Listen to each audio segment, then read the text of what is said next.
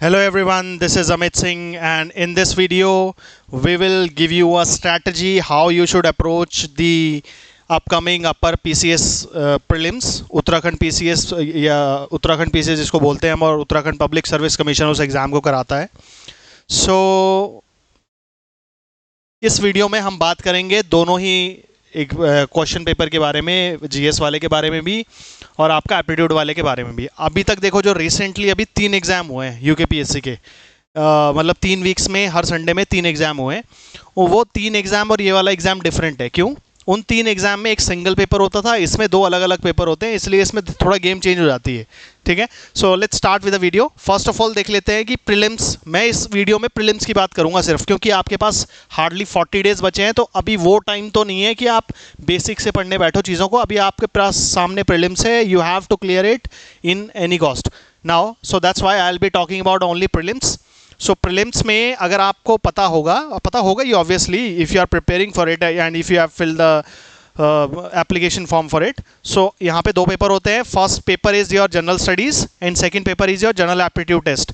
Generally इसके लिए हम कीवर्ड यूज करते हैं सीसैट, है ना, जनरल एप्टीट्यूड के लिए. अब देखो, जीएस वाले पेपर में तो आपके पास 185 क्वेश्चन होंगे और आपको 150 मार्क्स मिलेंगे उन क्वेश्चन के लिए. ठीक है, मतलब एक क्वेश्चन का 1 मार्क है, सिंपल. और यहाँ पे नेगेटिव मार्किंग जो कि मेंशन भी है, नेगेटिव मार्किंग है 1/4. और जगह के आप पीसीएस देखोगे, यूपीएससी का एग्जाम देखोगे, यहाँ में और वहाँ में डिफरेंस ये है, यहाँ पे थोड़ा क्लियर करना आसान है क्योंकि नेगेटिव मार्किंग भी 1/4 है और जगह ये 1/3 देखने को मिलती है हमें. ठीक है, तो यहाँ पे आप तुक्के भी लगाने में थोड़ा सा मतलब हेल्प हो जाती है आपको, थोड़ा सा नेगेटिव मार्किंग कम होने की वजह से. ठीक है, so now second thing is, let me check once, wait a second.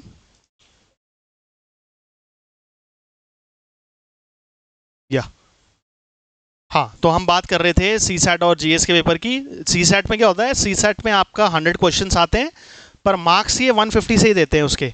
तो सीसैट एक क्वालिफाइंग नेचर का एग्जाम है. मेरिट आपका मेंस के लिए बनती है जीएस वाले पेपर से. सीसैट के लिए 1/3 आपको लाने हैं, मतलब 150 में से आपको 50 मार्क्स स्कोर करने हैं, सिंपल ना. तो यहाँ पे इस केस में आप कह सकते हो कि एक क्वेश्चन 1.5 मार्क्स का हो जाता है सीसैट वाले केस में. ठीक है, नाउ ये कुछ इंपॉर्टेंट पॉइंट है. First of all, wrong answer के लिए आपका 1/4 कटेगा, और अगर आप किसी क्वेश्चन का 1 से ज़्यादा भी आंसर देते हो तो भी ये 1/4 ही कट करते हैं, ये बोल रहे हैं यहाँ पे. ठीक है, नाउ सेकंड थिंग है कि मेरिट लिस्ट जो है वो फर्स्ट क्वेश्चन पेपर से डिसाइड होगी और second paper is just a qualifying in nature. बस ये पॉइंट आपको ध्यान रखना है. नाउ अब हम आते हैं, देखो लास्ट प्रीवियस ईयर से एनालाइज करके मैं आपको बताऊंगा क्या सिनेरियो रहा है. तो ये कट ऑफ का सिनेरियो है प्रीलिम्स के. जीएस की कट ऑफ बोल रहा हूँ मैं, जीएस की क्योंकि मेंस के लिए जो रिजल्ट आता है वो जीएस की कट ऑफ के बेसिस पे आता है. देखो प्रीलिम्स जो पीसीएस का एग्जाम है उत्तराखंड में, ये 2002 में भी हुआ है, 8 में भी हुआ है, ऐसे करके उससे पहले भी हुआ है, लेकिन मैंने यहाँ पे डेटा 2012 तक का ही लिया है. उसका रीज़न है, उसके पीछे एक स्पेसिफिक लॉजिक है. देखो सबसे पहली बात है, 2012 और 16 में न्यू पैटर्न आ गया था, मतलब जिसमें सीसैट भी एक पेपर था ऐसे करके. पर उस टाइम तक क्या था कि सीसैट क्वालिफाइंग नहीं होता था, तो वहाँ की जो कट ऑफ है वो आपके लिए रिलेवेंट नहीं है.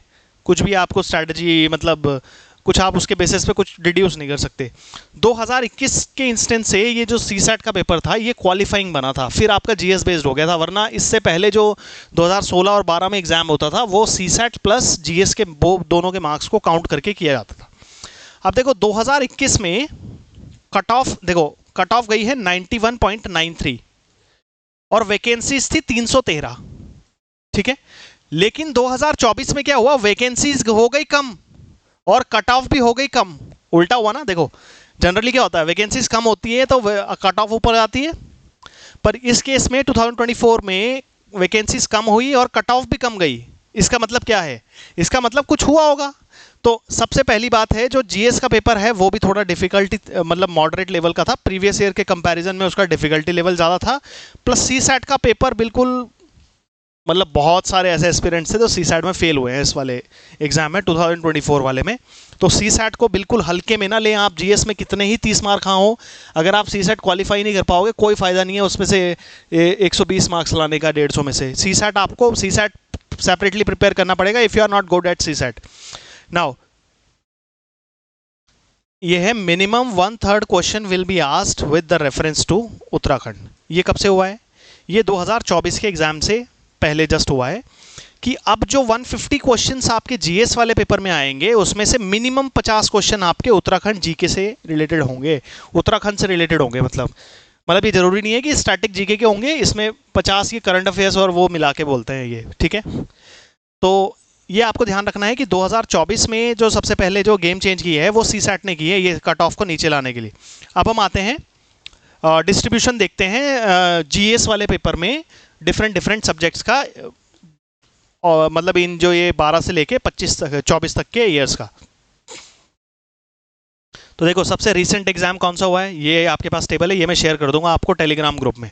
तो 2024 का एग्जाम हुआ है, यहाँ पे आप देख लो, यहाँ पे देखो उत्तराखंड का को आप फोकस करोगे तो पहले 12 में 16 क्वेश्चन आए थे, 16 में 29 आए थे, 21 में 24 आए, लेकिन ये 24 में 43 हो गए।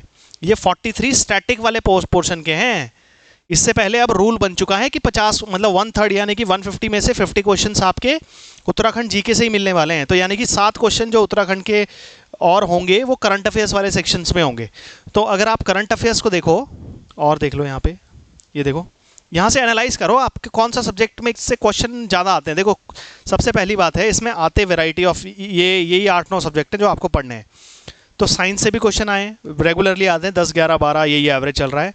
पॉलिटी से डेफिनेटली क्वेश्चन आते हैं 13 से 15 के आसपास। फिर आपका आईआर का मतलब यहाँ पे इंटरनेशनल ऑर्गेनाइजेशन रिलेटेड क्वेश्चन से है, जिसमें ये पूछ लेते हैं ओपेक का मेंबर कौन है या यूनाइटेड नेशन का हेडक्वार्टर कहाँ है, इस टाइप के क्वेश्चन, बेसिक क्वेश्चन ही। फिर ज्योग्राफी से क्वेश्चन हमें देखने को मिलते हैं हमेशा, इन्वायरमेंट से भी 5 से 7 क्वेश्चन एवरेज देखने को मिलते हैं। और करंट अफेयर एक ऐसा है, देखो अगर आप जितने भी यहाँ पे एलिमेंट्स दिए हैं सब्जेक्ट्स के उनको एनालाइज करोगे तो polity, Uttarakhand GK, current affair, geography, ये कुछ ऐसे सेक्शंस हैं जिनसे क्वेश्चन डेफिनेटली आ रहे हैं। हिस्ट्री भी देख लो यहाँ पे, पर हिस्ट्री को मैंने रेड इसलिए नहीं किया है क्योंकि history is altogether a big subject, because ancient, medieval and the modern all 3 are included in this. तो दैट्स वाई इसको मैं ऐसे नहीं कह सकता कि ये बहुत कम टाइम में प्रिपेयर हो सकता है, पर हिस्ट्री के भी नंबर ऑफ क्वेश्चंस अच्छे आ रहे हैं। पर ज्योग्राफी और पॉलिटी में सिंगल सोर्स से काम चल जाता है और वहाँ पे अच्छा स्कोर करने का यहाँ पे चांस रहता है, ठीक है। फिर आगे बढ़ते हैं। अब हम देखते हैं इस टेबल के बेसिस पे आप खुद भी एनालाइज करना है, इस टेबल को अपने हिसाब से स्ट्रेटजी बना सकते हो। मैं तो एक जनरल स्ट्रेटजी बताऊंगा आपको, फिर आपको अपनी स्ट्रेंथ और वीकनेसेस के बेसिस पे अपनी इस स्ट्रेटजी को कस्टमाइज कर लेना है, ठीक है। अब देखो आर ओ आई वाइज मैंने क्या किया है, टॉपिक का प्रायोरिटी दे दी है आर ओ आई के बेसिस पे। आरओआई का मतलब आप कितना उस सब्जेक्ट पे टाइम लगाओगे और कितना आपको यील्ड मिलेगा, रिटर्न मिलेगा, मतलब कितने नंबर ऑफ क्वेश्चन आप एग्जाम में देखने को आपको मिलेंगे। तो सबसे पहली बात है, सबसे आरओआई वाइज सबसे टॉप पे आएगा उत्तराखंड जीके ही, क्योंकि 100 में से जब 50 क्वेश्चन ही उत्तराखंड जीके के आने हैं, और उत्तराखंड जीके में इतना कुछ है भी नहीं, hardly you have to read 150 pages. 150 pages में आपका उत्तराखंड जीके के आप मैक्सिमम क्वेश्चन सॉर्ट कर लोगे। सो सबसे नंबर 1 प्रायोरिटी अगर आपको प्रिपेयर करना है तो उत्तराखंड जीके करना ही पड़ेगा। बिना उत्तराखंड जीके अगर आप बाहर के स्टेट के हो तो भूल ही जाना, वो 2024 से पहले तक बहुत सारे स्टूडेंट्स का यहाँ पे प्रीलिम्स क्लियर होता था, ये उसी को रोकने के लिए इन्होंने बैरियर बनाया है वैसे। तो अगर आप इसको क्लियर करना चाहते हो बिना उत्तराखंड जीके के नहीं आप कर सकते, ठीक है। सो आप फर्स्ट प्रायोरिटी, क्योंकि मिनिमम 50 क्वेश्चंस देखने को मिलेंगे। ये क्वेश्चन 50 मिनिमम दिया है, मैक्सिमम ही कितना भी जा सकते हैं, क्या पता किसी एग्जाम में 70 ही आ जाएं, कुछ पता नहीं है, लेकिन 50 तो आएंगे ही आएंगे। फिर सेकंड प्रायोरिटी में दूंगा करंट अफेयर्स को, क्योंकि करंट अफेयर्स के भी क्वेश्चंस, करंट अफेयर्स में भी आप हार्डली 40, 50 या 100 पेजेस की मैगजीन पढ़ के 20-25 क्वेश्चन की रेंज में आ जाते हो।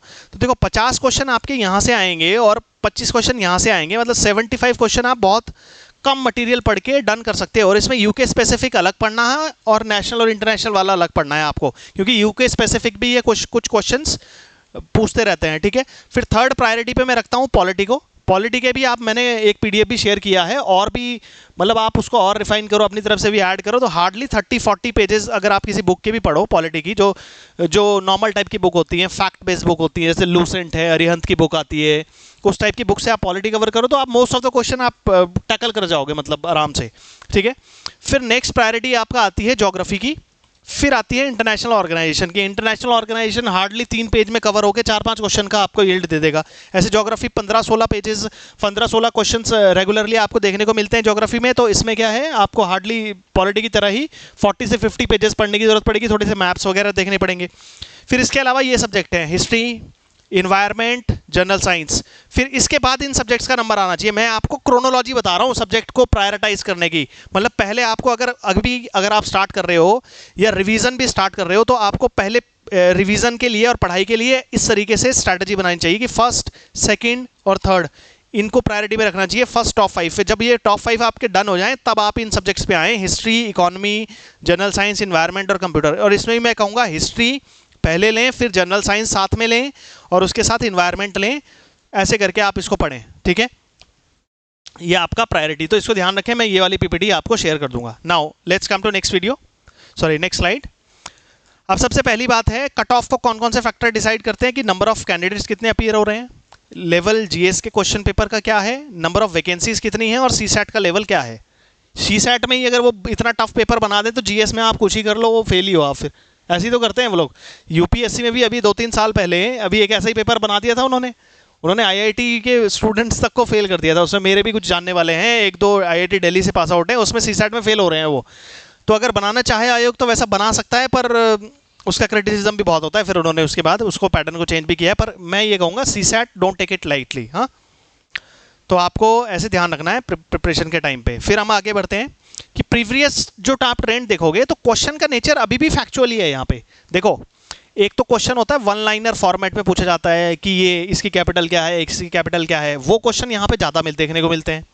फिर सेकंड क्वेश्चन है, अब थोड़ा सा चेंजेस आने लगे हैं कमीशन में, तो स्टेटमेंट बेस्ड क्वेश्चन भी देखने को मिले हैं। स्टेटमेंट बेस्ड का मतलब है वो फैक्ट ही, मतलब क्वेश्चन को और लेंथी बना दिया है। उसमें एक ही के अंदर 2 स्टेटमेंट है, आपको 2 क्वेश्चन इनडायरेक्टली चेक करने हैं। मतलब आपका टाइम ज़्यादा कंज्यूम होगा, टाइम टेकिंग बन जाएगा इससे पेपर, और इससे कोई ज़्यादा डिफरेंस नहीं आता है। फैक्ट है ही वो वैसे भी पढ़ने के लिए। फिर मैचिंग वाले क्वेश्चन आते हैं, जनरली यही क्वेश्चन रहते हैं, लेकिन क्वेश्चन का नेचर देखने को मिला है ये फैक्चुअली है, अभी एनालिटिकल साइड पे वो नहीं जा रहे हैं। तो यूपीएससी वाले प्रीलिम्स के स्टाइल में इसको ना पढ़ें, फैक्चुअल तरीके से आपको पढ़ना है। फिर सेकंड चीज है कि जो भी आपको क्वेश्चंस देखने को मिलते हैं वो direct from the common resources भी देखने को मिल रहे हैं। कॉमन रिसोर्सेज का मतलब जो जनरली आज और एग्जाम्स में भी रिपीटेड क्वेश्चंस हैं, या फिर जो मतलब बहुत ऐसे बोलते हैं कि बहुत प्रायोरिटाइज उनको कोचिंग्स वाले पढ़ाने वाले भी करते हैं और बुक्स में भी वो हाईलाइटेड वे में लिखे होते हैं। तो ऐसे वाले कॉमन रिसोर्सेज से डायरेक्ट आपको देखने को मिलते हैं। फिर नेक्स्ट है कि रिपीटेशन भी आपको देखने को मिलता है। मैं आपको सच में बता रहा हूँ, अभी 3 एग्जाम हुए हैं, ये 3 पेपर आपको ज़रूर देखने हैं। अगर यूकेपीएससी प्रीलिम्स देना है, चाहे आप इस स्टेट के हों चाहे बाहर से हों, आपने वो एग्ज़ाम नहीं दिया है तो वो ज़रूर देख के जाएँ। अभी एक आरओ का एग्ज़ाम हुआ है इलेक्शन कमीशन के, ठीक है। फिर एक एग्ज़ाम हुआ है एसीएफ एफआरओ का, ये एक ही एग्ज़ाम है। फिर एक एग्ज़ाम हुआ है लोअर पीसीएस का। ये यूकेपीएससी ने ही बनाए हैं तीनों पेपर। अब यूकेपीएससी का पैटर्न ये रहता है कि एक एग्जाम में आया हुआ क्वेश्चन ये दूसरे एग्जाम में भी पूछ लेते हैं। और मैं आपको कहूँगा कि यूकेपीएससी ने मतलब अभी 5-10 साल में जितने भी पेपर कराए हैं उन पे एग्जाम्स को थॉरोली कर लेना, क्योंकि अभी जो एसीएफ एफआरओ का एग्जाम आया है उसमें पिछले क्वेश्चन ही रिपीट हुए हैं। और यहाँ पे ये पैटर्न है, काफ़ी सारे एग्जाम्स में हमें देखने को मिलता है कि रिपीटेटिव जो क्वेश्चंस हैं वो पूछे जाते हैं यूकेपीएससी के एग्जाम से। तो प्रीवियस ईयर का एनालिसिस और प्रीवियस ईयर सॉल्यूशंस को जरूर देखें यूकेपीएससी के, ठीक है। फिर नेक्स्ट है कि रीसेंट ट्रेंड्स क्या है। तो nature of question is changing. Nature of question is changing का मतलब है सिंपल, जो मैंने आपको बताया, अब क्वेश्चन थोड़ा सा स्टेटमेंट बेस्ड मैचिंग टाइप पे ये ज़्यादा फोकस करने लग गए हैं, धीरे धीरे ट्रांजिशन हो रहा है उस तरफ को। और पीसीएस में तो ये थोड़ा सा ज़्यादा देखने को मिलेगा, मे भी शायद 50-50 ना हो जाए कि 50 वन लाइनर और 50 स्टेटमेंट और वैसे वाले क्वेश्चन पेपर। तो ये ध्यान रखें, ये स्टेटमेंट वाले क्वेश्चन में बस टाइम कंज्यूमिंग होता है, बाकी है तो फैक्ट ही है। आपको अप्रोच आपकी फैक्ट पढ़ने वाली रखनी है, जैसे लूसेंट से पढ़ना है, या फिर जो भी आपकी फैक्चुअल आपने की, अगर आपने नोट्स बनाए होंगे तो वो और अच्छी बात है, ठीक है। अब देखो, उत्तराखंड जीके मैंने आपको बताया फर्स्ट प्रायोरिटी है। अब आप प्रिपेयर कहाँ से करो, तो आपके पास ये 3 सोर्सेज जनरली मार्केट में जो ट्रेंडिंग सोर्सेज हैं वो देखने को मिलते हैं। सबसे बेस्ट सोर्सेज यूकेपीएससी के लिए मानी जाती है ये किताब, उत्तराखंड की परीक्षा वाणी आती है, हिंदी मीडियम के अगर आप हैं, ये लेटेस्ट वर्जन है, इसका लेटेस्ट ही लें क्योंकि इसमें आपको सब चीज़ अपडेटेड मिल जाएगी, बिल्कुल हर एक डेटा वेटा सब। तो 16th अभी एडिशन आया है इसका, तो ये वाली आप लें। और अगर मतलब जैसे किसी को ये वाली अच्छी नहीं लग रही है, तो अगर ये पढ़ चुके हो, कुछ नया ऐड ऑन करना है, तो आप नोट्स वाली पब्लिकेशन की बुक पढ़ सकते हो, कि दोनों हिंदी में आती है। पर इंग्लिश मीडियम वाला क्या करे, तो इंग्लिश मीडियम के पास एक ही ऑप्शन दिखता है मार्केट में, ये वाली बुक है नो योर स्टेट उत्तराखंड की। वैसे हिमांशु कफलतिया सर की भी बुक आती है, पर वो प्रीलिम्स के पॉइंट ऑफ व्यू से उतना मुझे हेल्पफुल लगती नहीं है, और मतलब कुछ और ही उन्होंने नोवेल टाइप के फॉर्म में लिखी है वो, थोड़ा सा मतलब कुछ लोग जिन्हें पॉइंटर्स के फॉर्म में पढ़ने में थोड़ा मज़ा आता है या इंटरेस्ट आता है, उनके लिए वो बुक नहीं है। वो भी देख सकते हो आप, हिमांशु कफलतिया सर की बुक, वो उत्तराखंड पीसीएस 2016 के टॉपर हैं, उन्होंने उत्तराखंड जीके पे एक बुक लिखी है, वो भी आप एक्सप्लोर कर सकते हो। तो इंग्लिश मीडियम की स्टूडेंट्स के लिए you have two options, either you can go with Arihant book और you can go with the Himanshu Kafaltia sir book. बाकी थर्ड मेरी साइड से ये है कि मैं भी बुक पे काम कर रहा हूँ, शायद may be by the end of this month मैं पूरा एक थॉरली प्री प्लस मेंस वाली एक अच्छी खासी बुक आपके सामने फ्री ऑफ कॉस्ट ही ऐसे पीडीएफ के फॉर्म में आपको दे दूंगा, आप प्रिंट फॉर्म में लेके उसको पढ़ सकते हो। वरना अभी मैंने वन लाइनर्स तो शेयर किए हुए हैं, मैं किस तरीके के नोट्स बनाता हूँ वो आप देख सकते हो मेरे टेलीग्राम ग्रुप में जाके, कि मैंने एक 80 पेज की एक वन लाइनर दी थी ACF FRO और लोअर पीसीएस के बच्चों के लिए। तो वो लोअर पीसीएस में तो थोड़ा सा डिफिकल्ट आए थे क्वेश्चन, तो उसने इतना हेल्प नहीं किया, पर ACF FRO में मैक्सिमम 90% ऑफ द क्वेश्चन उस पीडीएफ से देखने को मिले हैं हमें सारे ही। ठीक है, नाउ नेक्स्ट आगे बढ़ते हैं कि यूके जीके तो हम यहाँ से प्रिपेयर कर लेंगे। देखो कितने कंपोनेंट है यहाँ पे, ध्यान रखना, ये 8-9 कंपोनेंट है, इसमें यूके जीके हो गया। अब ये बाकी के कंपोनेंट्स का क्या करें, करंट अफेयर्स भी कहीं और से पढ़ना पड़ेगा। करंट अफेयर्स और यूके जीके को छोड़ के आप बाकी कोई भी इन दोनों में से एक बुक पकड़ सकते हो। ये हिंदी में भी आती है, इंग्लिश में भी आती है, लूसेंट की बुक सबसे बेस्ट बुक है प्रीलिम्स में, पीसीएस के लिए तो most of the PCS exam में ये ब्यूटीफुली वर्क करती है। आप कुछ ना करें, बस इस पे फोकस करें, और वो टाइम गया। अब आप जब जीरो से प्रिपेयर करते हो और प्री प्लस मेंस की तैयारी करते हो, वो गया टाइम। अब आपको प्री आपके सामने खड़ा है, you have to prepare for prelims only. तो आप देख सकते हो दोनों, अगर इसकी लैंग्वेज आपको थोड़ा सा ऑड लगती है तो आप ये वन लाइनर फॉर्मेट की एनसीईआरटी बेस्ड अरिहंत की बुक पढ़ सकते हो, या फिर कोई और बुक भी है आपके पास, महेश बंडवाल है एनसीईआरटी बेस्ड, या कुछ भी है फैक्चुअल बुक जो है वो है, तो आप उसको भी रेफर कर सकते हो। ऐसा कोई मैंडेटरी नहीं है कि इन दोनों में से कोई बुक लेनी है, मेरा कोई एसोसिएशन नहीं है इन बुक वालों के साथ, आप अपनी मर्जी से देख लें जिसकी लैंग्वेज आपको, या तो आप दोनों ही देख लें, दोनों ले सकते हो लेने को, जिसकी लैंग्वेज आपको कन्वीनियंट लगे उसके साथ कंटिन्यू कर लेना। ठीक है, now let's come to current affairs. देखो 3 कंपोनेंट थे, जो जीएस वाले सेक्शन हैं वो सारे कंपोनेंट्स आपको इसमें मिल जाएंगे, और जो वहां पे लिखा नहीं है वो किताब से मत पढ़ना। लूसेंट में वर्ल्ड हिस्ट्री भी लिखा है, तो लूसेंट फॉलो नहीं करना, आपने सब्जेक्ट को और सिलेबस को फॉलो करना है, और प्रीवियस ईयर एनालिसिस को फॉलो करना है, बुक को फॉलो नहीं करना। तो प्रीवियस ईयर एनालिसिस के बेसिस वाले ही आपने, बेसिस पे जो डिस्ट्रीब्यूशन है सब्जेक्ट्स का, उसके बेसिस पे ही आपने सब्जेक्ट्स को प्रिपेयर करना है अपनी वन लाइनर या फिर लूसेंट वाली किताब से। नाउ अब लास्ट पॉइंट आता है कि करंट अफेयर्स कहाँ से पढ़ें। तो करंट अफेयर्स भी यहाँ पे वन लाइनर फॉर्मेट के ही पूछे जाते हैं, वो यूपीएससी स्टाइल करंट अफेयर्स आपको पढ़ने की जरूरत नहीं है कि बहुत डेप्थ में आप जाएं। करंट अफेयर्स का मैं एग्जांपल आपको बताता हूँ, अगर आप प्रीवियस ईयर क्वेश्चन देखोगे तो करंट अफेयर यहाँ पे वन लाइनर ही है। मतलब सचिन तेंदुलकर के बाद विराट कोहली, मतलब सॉरी किसने वनडे इंटरनेशनल में हाईएस्ट सेंचुरीज बनाई हैं, ये वाले इवेंट कहाँ हुआ है, इसका चेयरमैन कौन बना है, इस टाइप के जो भी करंट अफेयर्स देखने को मिलते हैं वो यहीं पे देखने को मिलते हैं वन लाइनर फॉर्मेट में। तो आपको क्या करना है, करंट अफेयर्स में डीप में नहीं जाना है, और बेस्ट टाइम होता है करंट अफेयर पढ़ने का एग्जाम से 2 वीक पहले स्टार्ट करो, क्योंकि करंट अफेयर आगे कहीं काम तो आएंगे नहीं इस एग्जाम के लिए जो पढ़ोगे। हिस्ट्री पॉलिटी आप बार बार पढ़ो, वो हर एग्जाम में आपको काम आएगा, पर करंट अफेयर नहीं काम आएंगे, जो पीसीएस में होंगे वो अगले साल पीसीएस में कोई काम आएंगे। तो दैट्स वाई करंट अफेयर हमेशा 2 वीक पहले ही पढ़ने चाहिए, क्योंकि ये रिसेंसी इफेक्ट काम करता है, क्योंकि आप एग्जाम से जितना दिन पहले करंट अफेयर पढ़ के रखोगे तो उतना हाई प्रोबेबिलिटी है कि आप क्वेश्चन वहाँ पर करेक्ट कर ले जाओगे एग्जाम में। और इसका तो मैं कंपाइलेशन आपको दूंगा करंट अफेयर्स का, मैं इस पर वर्क कर रहा हूँ अच्छा खासा, और मतलब हार्डली 40-50 पेजेस में मैं एक साल का या 8-10 महीने का जो भी इंपॉर्टेंट मंथ्स होते हैं जहाँ से क्वेश्चंस आते हैं वहाँ से आपको करंट अफेयर्स बना के दे दूंगा। नाउ अब देखो सी सेट पे आते हैं। जीएस का तो हो गया, जीएस को आप इस तरीके से प्रिपेयर कर सकते हो, और कोई आपका डाउट हो और भी माइक्रो लेवल पे तो मेरे कॉन्टैक्ट डिटेल सब कुछ यहाँ पे इस पे स्लाइड में मैं आपको दे दूंगा। अब हम आते हैं सी सेट पे।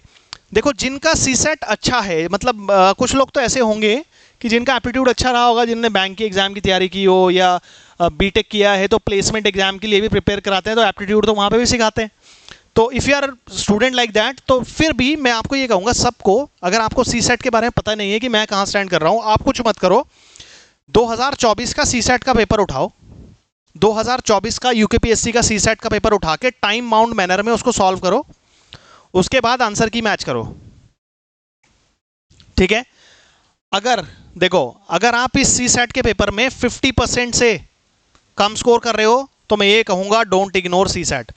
ठीक है, 50% से कम स्कोर कर रहे हो तो डोंट इग्नोर सी सेट, क्योंकि वो बहुत मतलब थोड़ी सी डिफिकल्टी बढ़ेगी तो ये 50% से डाउन भी आ जाएगा score. That's why I am saying this.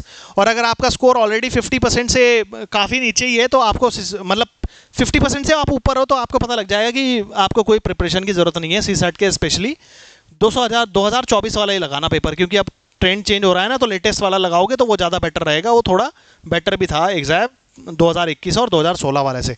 तो आपको क्या करना है, क्वेश्चन पेपर लगाना। Question paper time bound manner में जैसे सी सेट का आता है, 2 घंटे में सॉल्व करके देखना, आंसर की मैच करके देखो, ईमानदारी से अपने आप को देखो कहाँ पे खड़े हो। अगर आपके 50% ऑफ द क्वेश्चंस से कम आपके सही हो रहे हैं या नेट मार्क्स आ रहे हैं, नेगेटिव मार्किंग भी अप्लाई करना वहाँ पे, तो वो करके अगर आपके 50% से कम स्कोर आ रहा है तो आपको प्रैक्टिस करनी पड़ेगी सी सेट की। अगर आपका 50% से ऊपर है तो प्रैक्टिस रहने दो सी सेट की, आप फिर जीएस पे फोकस करो। तो ऐसे स्टूडेंट्स जिनका सी सेट थोड़ा मतलब वीक तो सही वर्ड नहीं होगा, मतलब सी सेट में जिनको इशू होता है वो उनको सी सेट को एक डेडिकेटेड टाइम देना होगा। ये नहीं चलेगा कि आपने लास्ट टाइम पे 4-5 घंटे की वीडियो देख ली, अब धीरे धीरे डिफिकल्टी बढ़ रही है एग्जाम की। ठीक है, नाउ आगे बढ़ते हैं। नाउ सी सेट, अगर मैंने आपको बताया आपको पेपर से चेक करना है कि आप क्या करोगे। क्वेश्चन पेपर से अगर आपका अच्छा है तो आपको प्रैक्टिस करने की ज़रूरत है नहीं, मतलब प्रैक्टिस कर सकते हो, अगर 1-2 पेपर लगा लो तो अच्छी बात है, वरना सारे सी सेट के पेपर लगा लेना प्रीवियस ईयर के। अगर आपका स्कोर कम है तो आपको क्या करना है, सिंपली आपको प्रिपरेशन करनी पड़ेगी सी सेट की, वो मैं आपको बताऊंगा कैसे आपको करना है। ठीक है, अब सी सेट का इंपॉर्टेंस क्या है वो मैं आपको बता दूं। मैंने आपको क्या बताया कि 2024 में वैकेंसी, देखो वैकेंसी देख लेते हैं, यहाँ पे फर्स्ट स्लाइड में जाते हैं। यहाँ पे आपने देखा होगा कि 2024 में वैकेंसी कम से कम भी 120 वैकेंसी कम थी, पर फिर भी मेरिट कम गई है। उसका रीजन ही सी सेट था, मेन रीजन सी सेट था, क्योंकि सी सेट का पेपर ही डिफिकल्ट आया है। डिफिकल्ट मतलब compare to the last year, difficult तो वो था नहीं, नॉर्मली था मतलब, लेकिन स्टूडेंट्स को एक सिंपल जनरल टाइप के क्वेश्चन करने की आदत थी, तो दैट्स वाई वो डिफिकल्ट हुआ और उसकी वजह से बच्चे फेल होना शुरू हुए, तो ऑब्वियसली जीएस की कट ऑफ डाउन जाएगी। अब देखो इस बार तो वैकेंसी और भी कम है, वैकेंसी और भी कम होने का मतलब कंपटीशन इस बार हाई है। सबसे पहली बात है ये, कंपटीशन हाई है, ये ध्यान रखना है आपको इन टर्म्स ऑफ वैकेंसीज। हाँ, फिर अब हम आगे आते हैं कि सी सेट इंपॉर्टेंट क्यों है, क्योंकि 2024 में सी सेट ने ही मेरिट को डाउन किया है। अगर आप सी सेट को इग्नोर करोगे तो मतलब 120 ला के भी मेंस देने को नहीं मिलेगा, ऐसा भी हो सकता है। So don't ignore CSAT, make a separate strategy for GS as well as C set.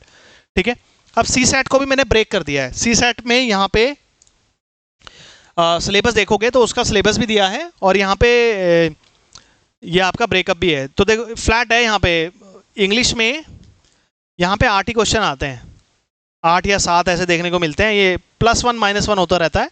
Hindi में यहाँ पे 13 क्वेश्चन है फ्लैट हमेशा, हिंदी में 13 क्वेश्चन है फ्लैट हमेशा। मैथ्स के जिसको हम क्वांट बोलते हैं, एप्टीट्यूड को, क्वांटिटेटिव एप्टीट्यूड, उसके क्वेश्चन अब देखो पहले कम आते थे, अब धीरे धीरे बढ़ना शुरू हो गए हैं और 38-37 के आसपास आ रहे हैं 3 साल से। फिर रीजनिंग के क्वेश्चन अब अगर आप देखोगे, पहले फर्स्ट बार 2012 में हुआ था उसमें ज़्यादा थे, पर ये बैलेंस हो गया है अब इसके साथ।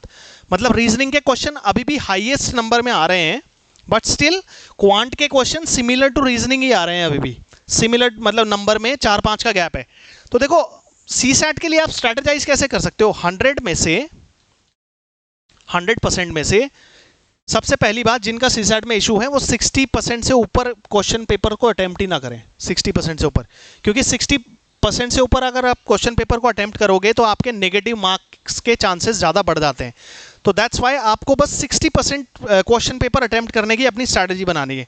तो देखो अगर आप हिंदी मीडियम के हो तो ऑब्वियसली जो हिंदी और इंग्लिश का जो सेक्शन आता है, हिंदी का सेक्शन स्पेशली, हिंदी का सेक्शन वैसे इतना जेनरिक आता है यहाँ पे सी सेट में कि मतलब अगर आप हिंदी मीडियम के भी नहीं हो तो भी आप इसमें से ठीक ठाक स्कोर कर ले जाओगे, 13 में से 8 या 9 क्वेश्चन सही करके ले जाओगे, क्योंकि पैसेज भी आता है। फिर अगर आप इंग्लिश मीडियम के हो तो ऑब्वियसली आप इंग्लिश में भी थोड़ा बहुत पैसेज वाले पार्ट में स्कोर कर सकते हो। तो अगर आप हिंदी मीडियम के हो तो मैं 8 या 9 मार्क्स तो आप यहाँ पे गेन कर सकते हो अपने। ठीक है, इंग्लिश मीडियम, चलो हिंदी मीडियम के हो तो आप यहाँ पे कोई ज़्यादा कुछ आप ले नहीं पाओगे, हार्डली 2 या 3 मार्क्स ले पाओगे। अगर आप इंग्लिश मीडियम के हो तो मैं यहाँ पे भी आपके 4 या 5 मार्क्स लेके चल रहा हूँ, तो आपके यहाँ से हिंदी और इंग्लिश से आप आराम से 13-14 मार्क्स कलेक्ट कर लोगे अगर आप इंग्लिश मीडियम के हो तो। अगर आप हिंदी मीडियम के हो तो आप यहाँ से 10 के आसपास मार्क्स ले लोगे हिंदी और इंग्लिश से। लेकिन आपको क्या करना है, 10 क्वेश्चन बोल रहा हूँ मैं ये नेट, हाँ 10 क्वेश्चन नेट 100 में से, मार्क्स नहीं है ये, मार्क्स तो 150 में से आएंगे ना, तो 100 में से 10 ही हो गए, तो आपको 60% पेपर सॉल्व करना है, तो आपको 50 और क्वेश्चन चाहिए। अब देखो जिनका सी सैट अच्छा नहीं है, मतलब जिनको सी सैट में इशू होता है, क्वांट उनके लिए डिफिकल्ट पड़ता ही है, ये मुझे पता है, तो वो जनरल लॉजिक पे बेस्ड चीज़ों को ज़्यादा फोकस करें, जैसे कि रीजनिंग वाले क्वेश्चंस को, रीजनिंग को ज़्यादा प्रैक्टिस करें। क्वांट के कुछ ऐसे टॉपिक्स को बस प्रिपेयर कर लें जो बेसिक्स के लिए ज़रूरी होते हैं, मतलब मल्टीप्लिकेशन और ये सब, प्लस सिंप्लीफिकेशन टॉपिक हो गया, बेसिक्स ऑफ नंबर सिस्टम, और आपका जैसे रेशियोज देख सकते हो, परसेंटेज देख सकते हो, मतलब 8-10 टॉपिक आप क्वांट के प्रिपेयर करो और रीजनिंग के सब प्रिपेयर करो। सी सैट के लिए ये स्ट्रेटजी रखो जिनका भी सी सैट वीक है, हिंदी इंग्लिश से कुछ गेन करना है और रीजनिंग में सब कुछ करना है, रीजनिंग में सब कुछ करना है, और क्वांट में सिलेक्टिव 5 से 8 टॉपिक आप डन करके जाओ। ऐसे करके आप सी सैट को करोगे तो आपका सी सैट आराम से मैनेज हो जाएगा। अब मैंने क्या किया है, इन्हीं ईयर्स में सी सैट के किन किन टॉपिक से क्या क्या क्वेश्चन आए हैं वो भी आपके लिए प्रेजेंट कर रहा हूं यहाँ पे, ठीक है। तो ये सबसे पहली बात है, रीजनिंग का ब्रेकअप है ईयर वाइज, रीजनिंग का ब्रेकअप है ईयर वाइज। अब ये जो देखो, इसको ये स्लाइड में आपको दे दूंगा, आप आराम से इसको एनालाइज कर सकते हो, और मैं इतना भी आपको बता दूं, यूट्यूब पे ऐसा एनालिसिस आपको कहीं मिलेगा भी नहीं, किसी ने दिया ही नहीं है। इतना टाइम किसके पास है कि ऐसे ऐसे चार्ट आपको बना के दे, इसके लिए बहुत सारे डिफरेंट टाइप के टेक्निकल नॉलेज की भी ज़रूरत पड़ती है। तो इसमें ये जो डार्क में मैंने लिखे हैं, ये कुछ ऐसे टॉपिक हैं जो फ्रीक्वेंटली आस्क्ड है, मतलब हर बार क्वेश्चन आता है इनसे। अल्फ़ाबेट टेस्ट, एनालॉजी, अरेंजमेंट मतलब सिटिंग अरेंजमेंट, अजम्पशन का मतलब statement assumption based questions, coding decoding, counting of figures, decision making, directions, missing numbers in the figure, odd one out, series. बाकी आप ये मैं आपको दे दूंगा, आप एनालाइज कर सकते हो। तो ऐसे ऐसे टॉपिक्स को फर्स्ट इन टॉपिक से फर्स्ट स्टार्ट करना है। देखो रीजनिंग का ये आपके पास पूरा चार्ट आ गया। अब आप कुछ मत करो, इन टॉपिक को 1 बाय 1 प्रिपेयर करो, और सबसे पहले स्टार्ट उन टॉपिक से करो जो कि यहाँ पे क्या क्या है, बोल्ड वाले फॉर्म में है। जब बोल्ड वाले डन हो जाएंगे, फिर जो बोल्ड नहीं है उन पे आ जाओ, ऐसे ऐसे करके वेटेज के अकॉर्डिंग देखो, बस क्या दिक्कत है। आपका सारा रीजनिंग किसी बुक को फॉलो मत करो, यहाँ पे प्रीवियस ईयर ट्रेंड को और सिलेबस को देख के चलो बस। अब देखो क्वांट में देख लेते हैं। क्वांट में भी देखो बहुत ज़्यादा वैरायटी नहीं आ रही है क्वेश्चन की, बहुत डीप आ रहे हैं एसएससी बैंक की तरह। डीआई का क्वेश्चन हर बार फिक्स्ड है क्वांट में, देख लो 8, 9, 8, 6।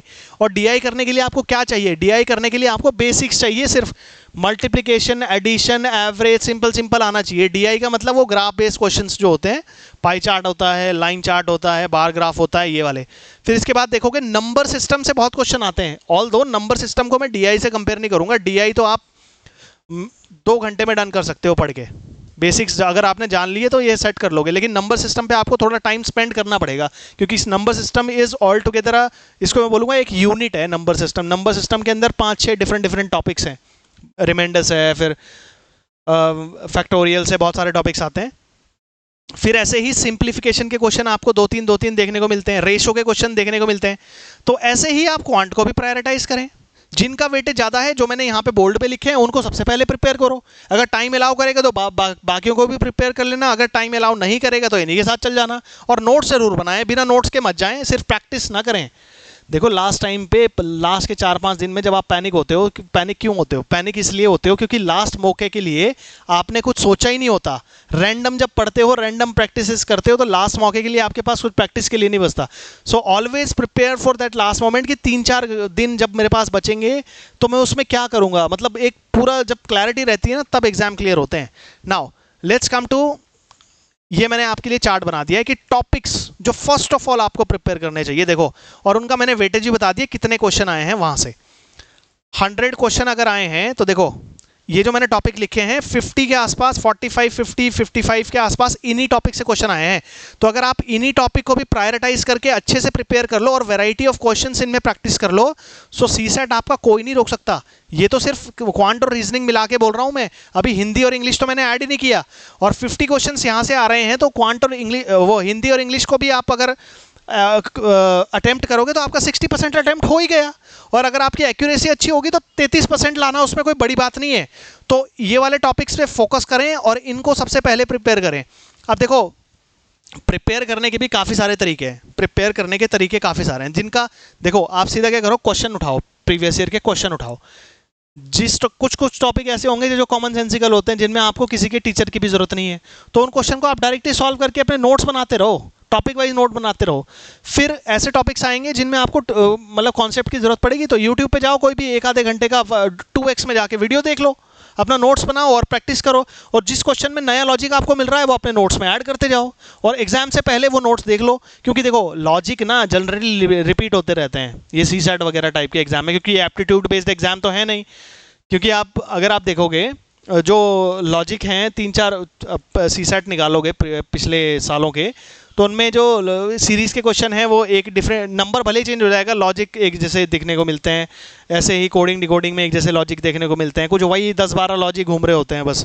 तो इसलिए वैरायटी ऑफ क्वेश्चन इनसे प्रैक्टिस कर लें, और एसएससी और उसमें ना जाएं, एसएससी और रेलवे के क्वेश्चन प्रैक्टिस करके कोई फायदा नहीं है। कुछ क्वेश्चन यहाँ पे डिफरेंट ही टाइप के आते हैं, वो वहाँ भी नहीं आते एसएससी और रेलवे में।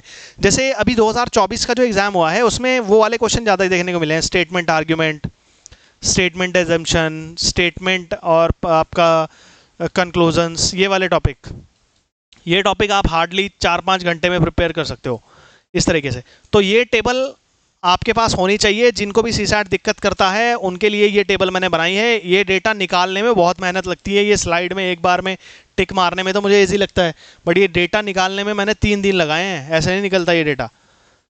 सो ये बहुत आप लोगों के लिए निकाला है, सो इसका यूज़ कीजिएगा। और ये टॉपिक्स आपको मस्ट प्रिपेयर हैं, मतलब ये आपके पास स्लाइड प्रिंट आउट फॉर्म में रहनी चाहिए अगर आपको सीसैट को निकालना है किसी भी तरीके से। नाउ अब सीसैट को प्रिपेयर कैसे करना है, सबसे पहले सोर्सेज क्या रखने हैं आपने प्रिपेयर करने के। यूके पीएससी के जितने भी सीसैट हुए हैं, 4 ही हुए हैं अभी तक, 12, 16, 21 और 24, चारों पेपर लो।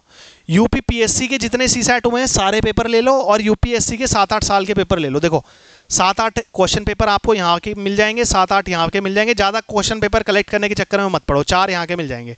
तो ये कितने हो गए, 8 और 8 16 और 4 कितने हो गए, 20 क्वेश्चन पेपर आपके पास फुल होंगे, 20 क्वेश्चन पेपर फुल होंगे। फिर क्या है, आपको क्या करना है, इन क्वेश्चन पेपर को ही सॉल्व करना है। देखो एग्जाम में रैंडम आएगा, टॉपिक वाइज सॉल्व करके फायदा नहीं है, रिवर्स इंजीनियरिंग करो, क्वेश्चन पेपर सॉल्व करो, डायरेक्ट क्वेश्चन पेपर सॉल्व करने की ट्राई करो। क्योंकि देखो जब हम गलती करते हैं ना, देखो जब हम पढ़ रहे होते हैं ना किसी चीज़ को ये टीचर से, तो हमारा माइंड थोड़ा पैसिव मोड में होता है। जब हम क्वेश्चन सॉल्विंग कर रहे होते हैं, जब हमें क्वेश्चन आता नहीं है ना, तो हमारा दिमाग थोड़ा एक्टिव मोड में आ जाता है कि यार ये मुझे कैसे नहीं आया, अब इसके पीछे का लॉजिक क्या होगा। तो वो अप्रोच थोड़ी डिफरेंट होती है, मतलब जब आप क्वेश्चन करने लगो आपको आए ना, तो जब आप क्वेश्चन का आंसर देखोगे या लॉजिक देखोगे तो याद रखना उस लॉजिक को, मतलब आपका माइंड ज़्यादा याद रख पाता है उस वे में लॉजिक को। तो बेटर है आप रिवर्स इंजीनियरिंग करें, मतलब आप सिंपली जो आपका सीसैट है उनके क्वेश्चंस को सॉल्व करें, डायरेक्ट जो रियल क्वेश्चन आए एग्जाम में, मॉक लगाने की ज़रूरत नहीं है।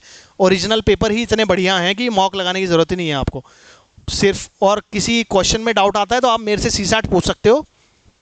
मतलब देखो मैं सीसैट भी पढ़ाता हूँ, मैंने कैट भी पढ़ाया है, मैं टाइम में पढ़ाता था पहले, और मैं 2017 में कैट का 99.2 परसेंटाइलर भी हूँ, मतलब मेरा एप्टीट्यूड ठीक ठाक है। सिविल सर्विसेज में मेरा एक्सपीरियंस इतना है कि मैं प्रीलिम्स में 8 से 9 प्रीलिम्स निकाल चुका हूँ। ये पीसीएस वाले हरियाणा, पंजाब, मतलब ये जो जितने भी पंजाब को छोड़ के, पंजाब में तो नहीं किया था मैंने अप्लाई, हरियाणा, यूपी, उत्तराखंड का मैंने 2021 वाला इंटरव्यू दिया था, यूपी का मैंने 2021 में ही इंटरव्यू दिया था।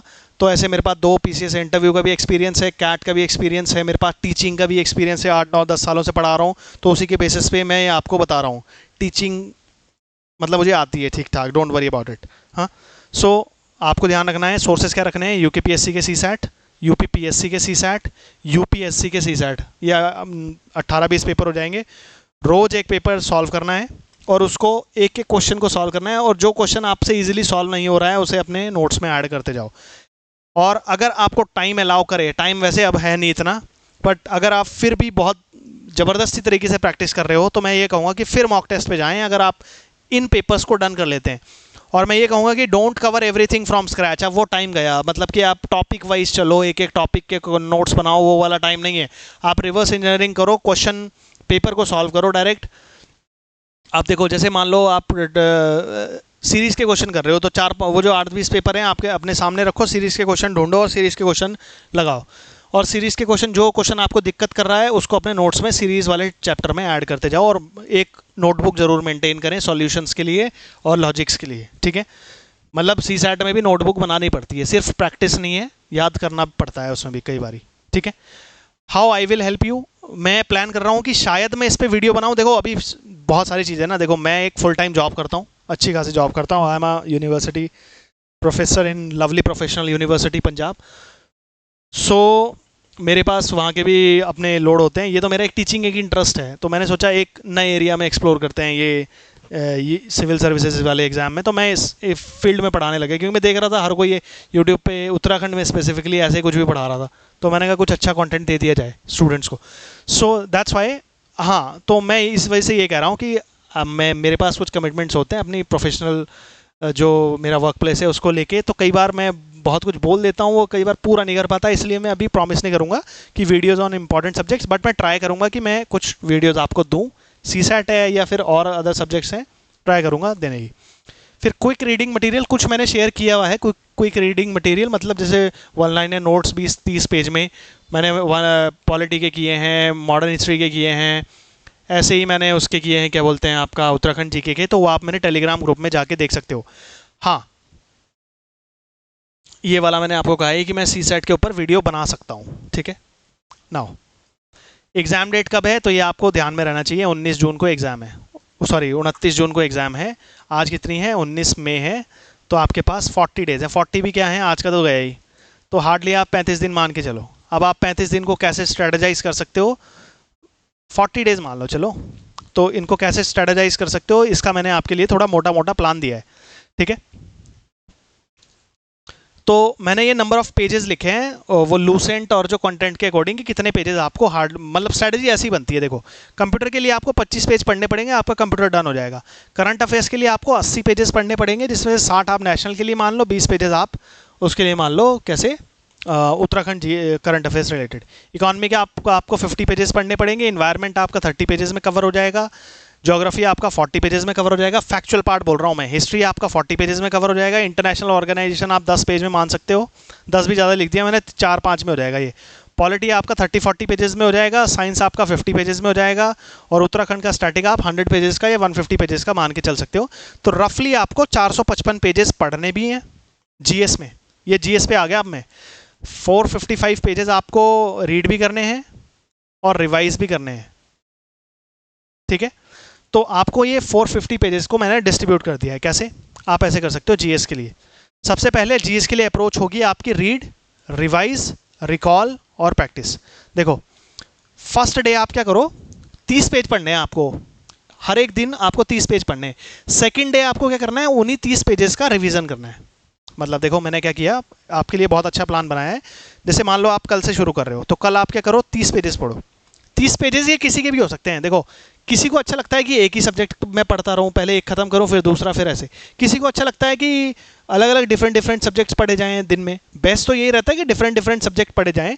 तो अगर आप 30 पेजेस पर डे पढ़ो, तो आइडल सिचुएशन तो ये है कि 10 पेजेस आप किसी एक सब्जेक्ट के पढ़ो, 10 दूसरे के, 10 तीसरे के। पढ़ने का मतलब है रिवाइज भी कर लो, 2-3 बार देख भी लो। 10 पेजेस इसलिए शॉर्ट रखा है। तो ऐसे फर्स्ट डे में आपके कितने पेजेस डन हो जाएंगे, 30 पेजेस डन हो जाएंगे। फिर सेकंड डे में आप न्यू मत पढ़ो कुछ भी। सेकंड डे में आप इन्हीं 30 पेजेस का रिवीजन करो, मतलब इनको रट्टा मारो इनका। अब रट्टा मारने की टेक्निक क्या है, पहले तो पढ़ पढ़ के याद करो, खड़े होके याद करो। अगर आपको बैठ के जब याद करने ना, बैठते टाइम नींद आती है, इसलिए खड़े होके चल चल के याद करोगे तो याद भी जल्दी हो जाता है। तीसरी चीज़, अगर कोई चीज़ याद करने में प्रॉब्लम आ रही है तो अपनी फैक्ट पढ़ते पढ़ते ऑडियो रिकॉर्ड करके हेडफोन लगा के सुनते रहो, ये भी एक तरीका है। जब कोई चीज़ बिल्कुल ही खतरनाक है, याद ही नहीं हो रही, ये भी एक तरीका है। मतलब देखो कंटेंट कितना ही पढ़ लो, अगर याद नहीं है एग्जाम में क्वेश्चन कैसे सॉल्व करोगे। तो फर्स्ट जो स्टेप है हमारा, रीडिंग को हम देंगे। सेकेंड डे हम देंगे किसको, रिवीजन को। तो इस तरीके से हमारे 2 दिन में 30 पेजेस हुए। पर ये 30 पेजेस हमने रीड भी कर लिए और ठीक ठाक हमारा रिवीजन भी हो जाएगा। और हमारे पास पेजेस कितने हैं करने के लिए, 450 पेजेस हैं, ठीक है।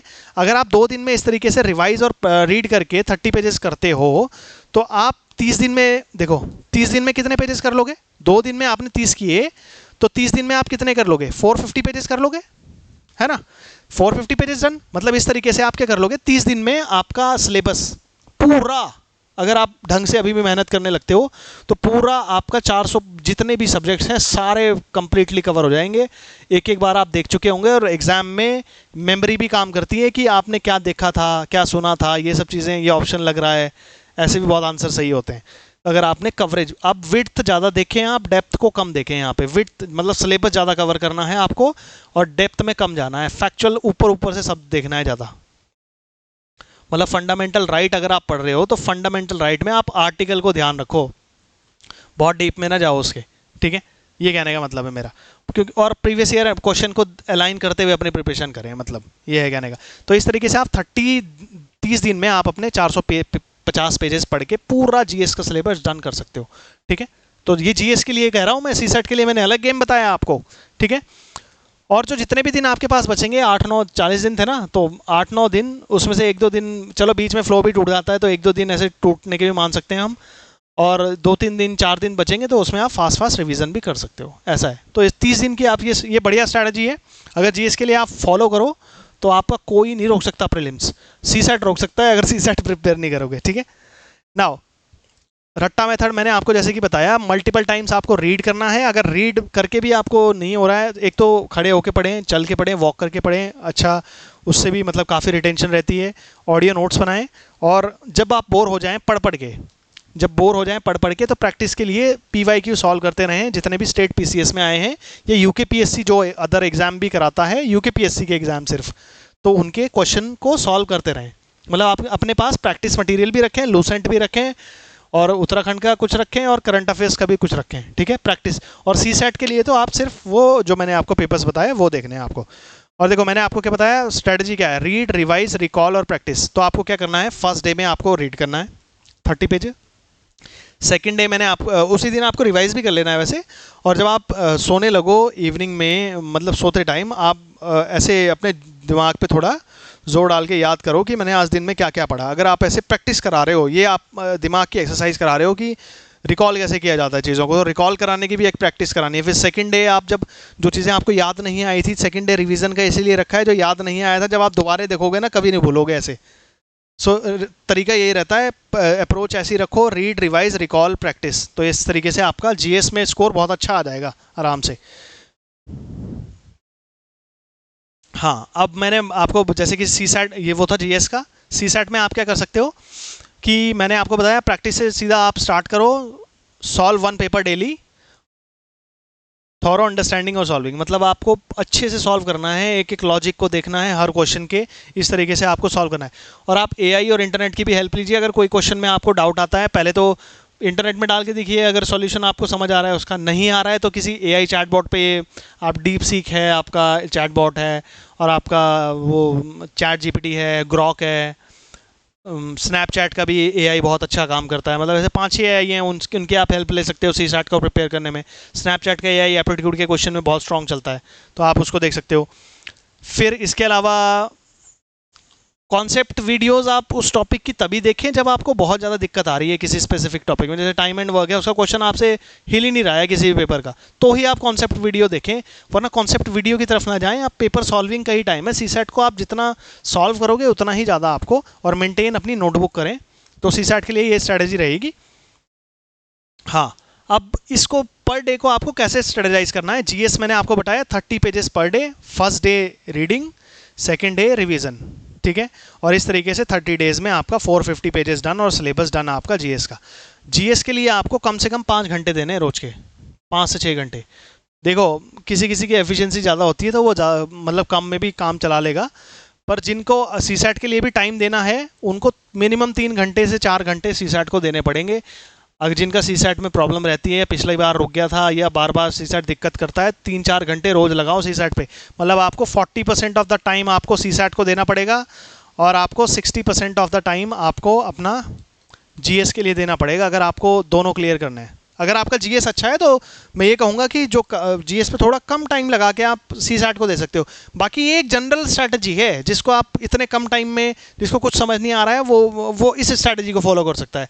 पर अगर आपने ऑलरेडी कोई स्ट्रैटेजी बनाई है, कुछ फॉलो कर रहे हो, तो उसे ही फॉलो करो, ठीक है। अगर इससे कुछ इनपुट मिल रहा है तो उसमें इनपुट कर सकते हो। मतलब ऐसे ज़रूरी नहीं है कि कॉपी पेस्ट कर लो आप स्ट्रैटेजी का, अपने वीकनेस स्ट्रेंथ के अकॉर्डिंग आप उसको कस्टमाइज़ कर सकते हो, ठीक है। सो हाँ, ये क्वेश्चन भी काफ़ी के मन में आ रखा था कि is it safe to focus on prelims only. Option क्या है आपके पास, आप ये बताओ। आपके पास ऑप्शन ही नहीं है, आप मेंस की प्रिपरेशन करोगे क्या? अभी मेंस की करते रह जाओगे, प्रीलिम्स कभी निकलेगा नहीं। ये भी प्रॉब्लम है। 40 दिन में आपके पास बचे हैं, तो इज इट सेफ, ये तो क्वेश्चन आपके माइंड में होना ही नहीं चाहिए। 40 दिन का मतलब है सिंपल प्रीलिम्स ही करना है, अब मेंस वेंस बाद में देखना। अब सीधा मेंस के लिए 4-5 महीने मिल भी जाते हैं, यहाँ पे इतनी जल्दी होता भी नहीं है। तो दैट्स वाई प्रीलिम्स के लिए बिल्कुल सेफ है प्रिपेयर करना। आप 100% प्रीलिम्स फोकस्ड हो जाइए और वो बोटी बोटी किताबें छोड़ दीजिए। लक्ष्मीकांत स्पेक्ट्रम अब 3-4 बुक्स पे आ जाइए, लोसेंट या अरिहंत की बुक कोई, और परीक्षा वाणी या फिर कोई और बुकलेट जो उत्तराखंड की हो, और करंट अफेयर्स की कोई कंपाइलेशन 1 ईयर की। इनको रट्टा मारना शुरू करो, बस इसी से आपका सिलेक्शन होगा। और सी सैट के लिए प्रीवियस ईयर ये क्वेश्चन पेपर्स का या तो मोबाइल में रख लें या तो प्रिंट आउट करा के रख लें और उनको सॉल्व करें। बस ये 4-5 चीज़ों की आपको ज़रूरत है बस। और रोज़ 8-9 घंटे की स्टडी आपको चाहिए। अगर अभी भी आप शुरू कर रहे हो तो 40 दिन बहुत होते हैं प्रिपेयर करने के लिए आराम से। ठीक है।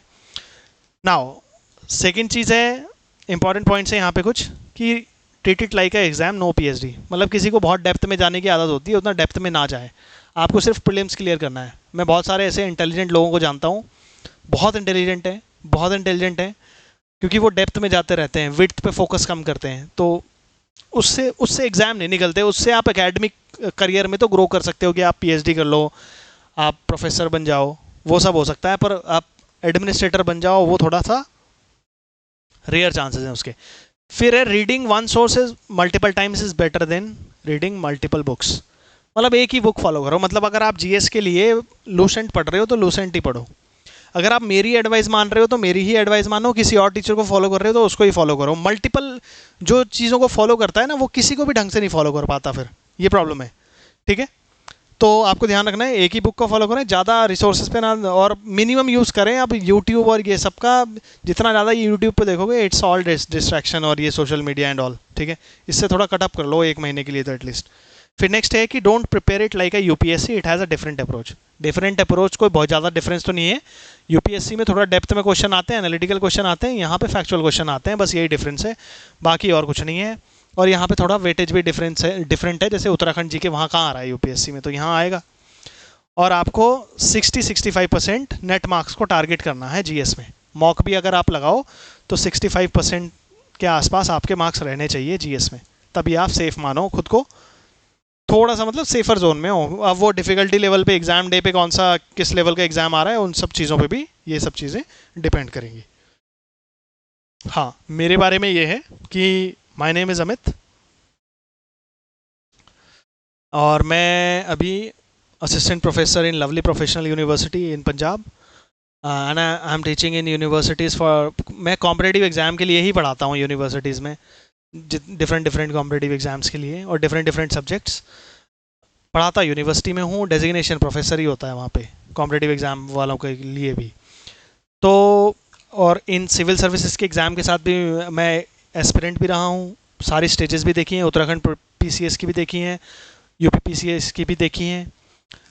और हाँ, मेरा फाइनली नहीं हुआ कहीं पे भी, क्योंकि मैंने ज़्यादा एग्ज़ाम दिए भी नहीं, मैंने पीसीएस ही फोकस किया। उसके अलावा ये बाकी प्रीलिम्स से मैंने बहुत ये लोअर एफआरओ ये सब दिए थे, पर मेरा मेंस में कोई इंटरेस्ट रहा नहीं इनके, क्योंकि मैं एक अच्छी खासी ठीक ठाक जॉब में हूँ, मतलब उतना मुझे जॉब क्राइसिस नहीं है मेरे साथ। ठीक है। नाउ नेक्स्ट चीज़ है कि मैं, मेरा एप्टीट्यूड भी ठीक है, मतलब मैं आपको एसएससी बैंक कैट वाले टीचर की तरह पूरा एप्टीट्यूड में भी हेल्प कर सकता हूँ। अगर आपका कोई भी क्वेश्चन स्टक करे, कुछ करे, कहीं नहीं मिल रहा हो, सो आई कैन हेल्प यू। मेरे कॉन्टैक्ट डिटेल्स आपको मिल जाएंगे, डोंट वरी। कोई भी डाउट आता है आप मेरे से पूछें, डोंट वरी अबाउट एनीथिंग। मेरे को आप अपना मेंटर माने। मेरा कोई ऐसे कोई मतलब इसके अलावा और कोई ऑब्जेक्टिव नहीं है। मेरा मेन ऑब्जेक्टिव है कि मुझे कुछ अच्छा करना है यूट्यूब पे, specially for Uttarakhand public service commission aspirants. और क्योंकि इसमें अच्छा कंटेंट कम है, मतलब यूट्यूब पे मैंने देखा उत्तराखंड पब्लिक सर्विस कमीशन के कॉन्टेक्स्ट में, क्योंकि जब मैं भी प्रिपेयर कर रहा था इन एग्ज़ाम्स के लिए तो इंग्लिश में कंटेंट था ही नहीं, तो जो मैंने स्ट्रगल किया तो उनको मैं थोड़ा सा कम कर रहा हूँ औरों के लिए, बस यही मेरा ऑब्जेक्टिव है। बाकी ये मेरे व्हाट्सएप चैनल भी है हमारा, पर मेन है हमारा ये टेलीग्राम पे, हमारे साथ ज़रूर कनेक्ट करें। ये करना हो तो कर लें, ना करना हो तो वो आपकी मर्ज़ी, पर टेलीग्राम से ज़रूर कनेक्ट करें। क्योंकि रीज़न है, टेलीग्राम पे मैं क्या करता हूँ, जितने भी अपने पीडीएफ्स वगैरह या जो भी कुछ वीडियोस वगैरह के लिंक शेयर करता हूँ वो टेलीग्राम पे करता हूँ। कुछ अगर कोई पर्सनल आपका इशू है जो किसी और को नहीं है, तो आप इस मैसेज पे टेक्स्ट कर सकते हैं। नो कॉल्स, कॉल्स मत करें, क्योंकि कॉल्स मेरे पास रिसीव करने के लिए टाइम नहीं होता है। बट अगर आपका कोई ऐसा डाउट है जो किसी और को भी आ सकता है, तो better is always comment, video के नीचे आप कमेंट करें। उससे क्या होता है कि आपका कोई कमेंट है तो वो वैसा ही डाउट किसी और का आ रहा है तो वो उस कमेंट को पढ़ के अपना डाउट सॉर्ट कर लेगा, उसे मेरे से कांटेक्ट करने की ज़रूरत नहीं पड़ेगी। मैसेज तो तभी करें जब आपका कुछ पर्सनली ही कुछ हो, मतलब जो किसी और को डाउट नहीं आ सकता। बाकी कैसी लगी आपको ये वीडियो, क्या आपको और इनपुट चाहिए, क्या आपको और चाहिए, मुझे आप बता सकते हो कमेंट्स में। और कमेंट ज़रूर करें, यूट्यूब को भी पता लगता है, मुझे भी पता लगता रहता है कि वीडियो का कैसा परफॉर्मेंस रहा है या क्या इसमें कमी रही है, क्या और करना है। वो सब इनपुट्स कमेंट से ही मिलते हैं। So please comment in this video. Thanks for watching this video. So this is Amit Singh and signing off for the day. Thank you so much for watching this video.